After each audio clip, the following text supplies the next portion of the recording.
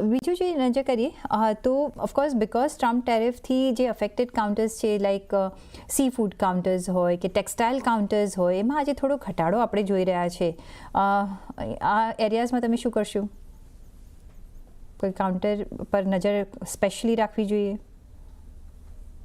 વેલ overall કાઉન્ટરની વાત કરીએ, no doubt volatility આપણને વધારે પડતી જોવા મળી રહી છે. એપેક્સની વાત કરીએ અથવા તો બીજા પિયર્સ કાઉન્ટરની વાત કરીએ, જે પ્રમાણે અત્યારે આ બધા કાઉન્ટર્સ ટ્રેડ કરતા આપણને જોવા મળી રહ્યા છે.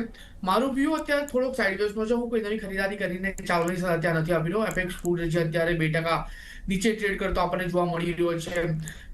ફૂડસીનની વાત કરીએ, એલટી ફૂડની વાત કરીએ, અન્નપૂર્ણાની વાત કરીએ, ક્યાંક ને ક્યાંક બધા જ અત્યારે આ લેવલ પર એક નેગેટિવ કારોબાર કરતા આપણને જોવા મળી રહ્યા છે. હું કહીશ કે ટાઈમિંગ માટે અવોઇડ કરો વધારે સારું રહેશે. એમ પણ હજુ પણ આપણને વોલેટિલિટી એક્સટેન્ડ થતી જોવા મળી શકે છે. તો અત્યારે ટોટલી અવોઇડ કરીને ચાલવાની સલાહ છે. કોઈ પણ કાઉન્ટરમાં અત્યારે નવી પોઝિશન બનાવીને ચાલવાની સલાહ અત્યારે મારી તરફથી નથી બની રહી.